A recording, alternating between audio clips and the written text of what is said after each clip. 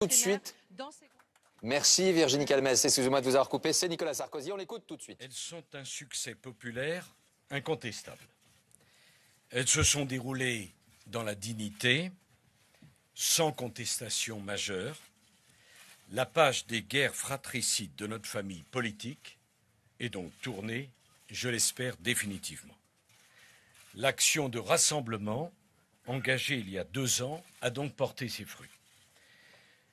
Je tiens à remercier toute mon équipe, qui a été formidable, et je veux leur témoigner ma gratitude et ma fidélité. Au premier rang de celle-ci, à François Baroin, à Gérald Darmanin, au président de mon comité de soutien, Christian Jacob, et un certain nombre d'amis qui se sont engagés dans cette campagne puissamment, comme le président de la région Provence-Alpes-Côte d'Azur, Christian Estrosi. Je tiens également à dire mon attachement à ma formation politique, les Républicains, à ses élus, à ses militants, dont la fidélité ne m'a jamais manqué, ainsi qu'à son président Laurent Wauquiez, qui a su garantir l'unité de notre mouvement dans une période particulièrement sensible. Je remercie également chaleureusement les électeurs qui m'ont apporté leur suffrage. Leur confiance m'a profondément touché dans un contexte dont j'ai mesuré, croyez-moi, à chaque instant, l'immense difficulté.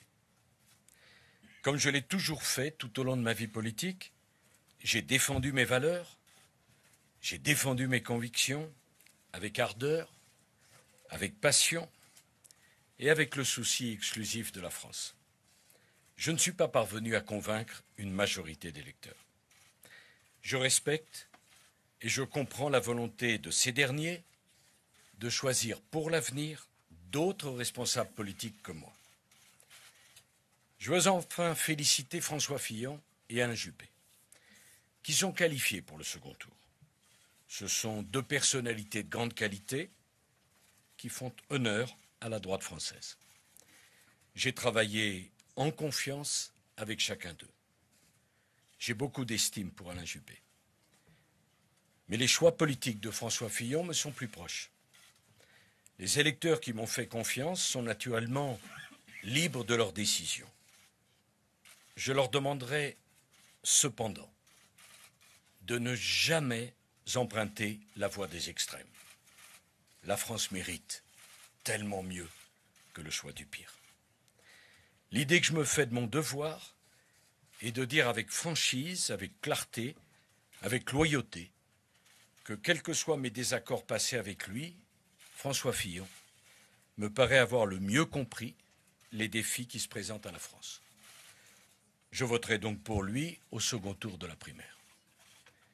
Quel que soit le verdict du second tour, celui qui sera choisi pourra compter sur mon soutien personnel.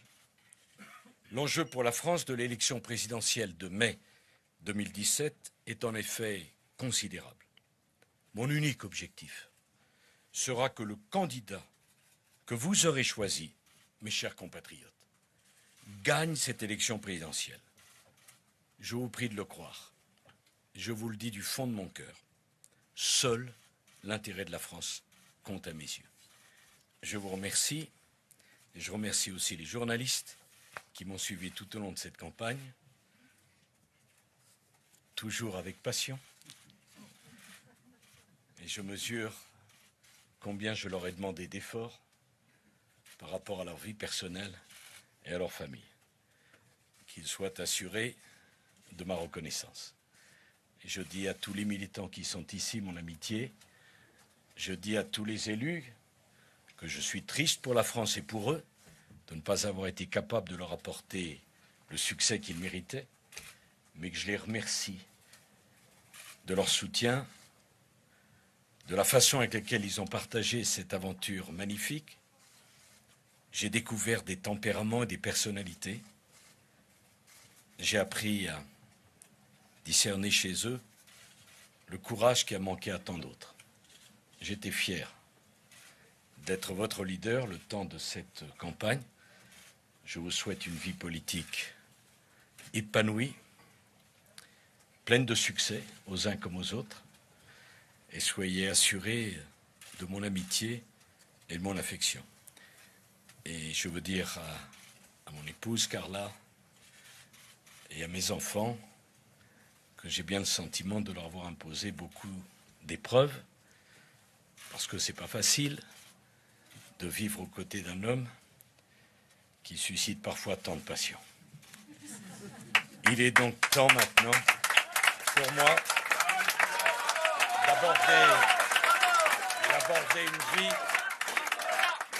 avec plus de passion privée et moins de passion publique. Bonne chance à la France. Bonne chance à vous, mes chers compatriotes. Soyez certains que français je suis, français je reste, et que tout ce qui de près ou de loin touche à la France me touchera toujours personnellement. Je suis comme ça. On ne change pas. Je n'ai aucune amertume, je n'ai aucune tristesse, et je souhaite le meilleur pour mon pays, pour vous, mes chers compatriotes, et pour celui qui aura à conduire ce pays que j'aime tant. La droite a donné une bonne image. J'ai été heureux de participer à ce combat. Au revoir à tous. 22h12, une page de la vie politique française est en train de se tourner. Nicolas Sarkozy reconnaît sa défaite. Il est troisième ce soir. C'est ce qu'on va voir avec vous, Myriam Bounafa. Et la deuxième information extrêmement importante qu'on va faire commenter à Jérôme Chartier dans un instant, c'est le choix émis par Nicolas Sarkozy à l'instant. Il ne choisit pas Alain Juppé, il renvoie plutôt ses électeurs vers qui? Eh bien, vers François Fillon. Exactement, alors on va faire les comptes, mais d'abord on va regarder ses résultats provisoires. 43,9% pour François Fillon, qui donc augmente toujours son résultat. Alain Juppé se stabilise à 27,9%. Et alors que Nicolas Sarkozy vient de s'exprimer, eh bien, ses résultats continuent de chuter. C'est ce qui s'est passé depuis le début de la soirée pour s'affirmer à 21,4% des suffrages. Vous le disiez tout à l'heure, Bruno Le Maire avait déjà appelé à voter François Fillon. Nicolas Sarkozy vient également de le faire. Si on reporte ces voix telles qu'ils le sont aujourd'hui, on est à peu près à 68% des voix pour François Fillon. Juste une chose avant de terminer, rappelons-le, il y a écrit résultat provisoire, car pour l'heure, 77,7% des bureaux ont été dépouillés. Juste une question rapide à Brice Teinturier. Brice, je voudrais juste vous interroger. Est-ce que le calcul arithmétique du cumul des reports potentiels conduit aujourd'hui une victoire inéluctable de François Fillon, avec effectivement cet appel à voter pour lui de Nicolas Sarkozy? C'est une surprise politique. On va la faire commenter dans un instant. Mais sur le plan électoral, qu'est-ce que ça pourrait apporter? Alors sur le plan électoral, c'est ce que je regardais, les matrices de transfert sont très nettement orientées en faveur de François Fillon, puisque l'électorat de Nicolas Sarkozy, avant même que Nicolas Sarkozy nous donne son choix, votait déjà, avait l'intention de voter de manière beaucoup plus importante pour François Fillon que pour Alain Juppé. Donc ce surcroît devrait être amplifié, et le fait que François Fillon parte d'un niveau aussi élevé contribue aussi à la solidité de sa dynamique. On ne voit pas quand même comment, en quelques jours, il pourrait y avoir une inversion à ce point, mais restons prudents, parce que, encore une fois, la volatilité à l'intérieur d'une même famille politique, c'est ce que nous avons vécu. Les dynamiques, on les mesure, mais le point d'atterrissage final, il reste toujours difficile. On vous retrouve tous les deux dans quelques instants. On retrouvera également la page économique avec Agnès Verdier-Molinier et François Langlais. Mais on va parler politique avec vous, Nathalie Saint-Cric, parce que ce message de Nicolas Sarkozy, il était double. D'abord historique, parce qu'il vient de quitter clairement aujourd'hui la vie politique avec des ambitions beaucoup plus privées. Dignité. D'ailleurs, on se disait que les discours de départ de Nicolas Sarkozy, la dernière fois, sont toujours des discours avec très chic et avec beaucoup de dignité. On l'a vu qu'il avait du mal à quitter. Il avait fini son discours et il y a eu 2-3 minutes où il se disait « Je suis en train de partir ». Ça prend du temps, j'ai 2-3 choses à dire, et il les a dit de manière très personnelle, c'est ce que vous trouvez? Ah oui, je trouve que le discours était... D'abord, tout le monde a été étonné, parce à nos téléspectateurs qui imaginent que tout est toujours dealé en coulisses,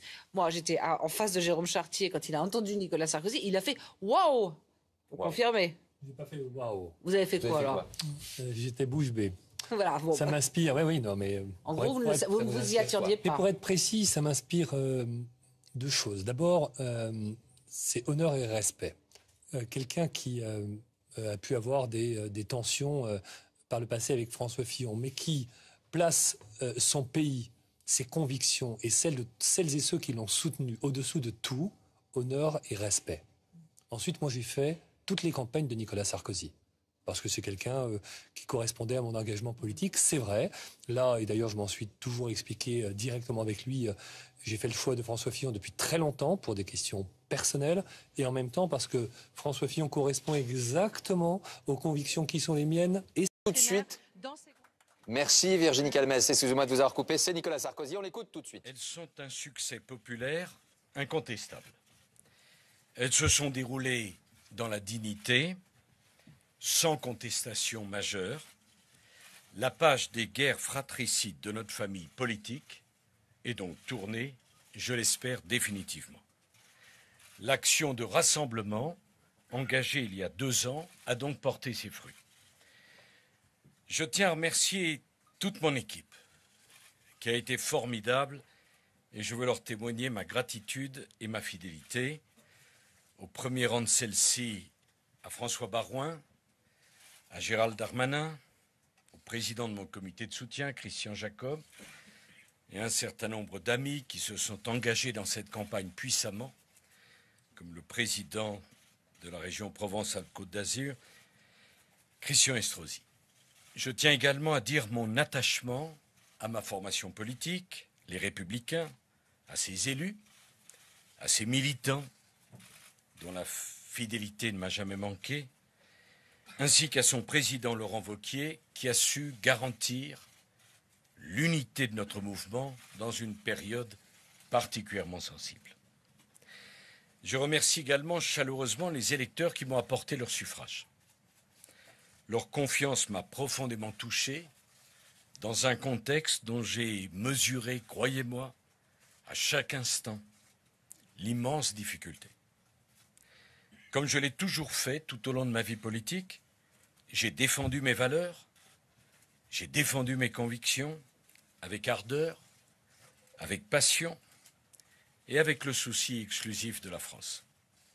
Je ne suis pas parvenu à convaincre une majorité d'électeurs.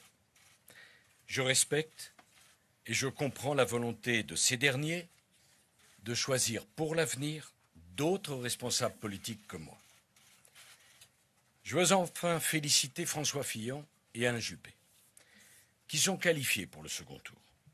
Ce sont 2 personnalités de grande qualité qui font honneur à la droite française. J'ai travaillé en confiance avec chacun d'eux. J'ai beaucoup d'estime pour Alain Juppé. Mais les choix politiques de François Fillon me sont plus proches. Les électeurs qui m'ont fait confiance sont naturellement libres de leurs décisions. Je leur demanderai cependant de ne jamais emprunter la voie des extrêmes. La France mérite tellement mieux que le choix du pire. L'idée que je me fais de mon devoir est de dire avec franchise, avec clarté, avec loyauté, que quel que soit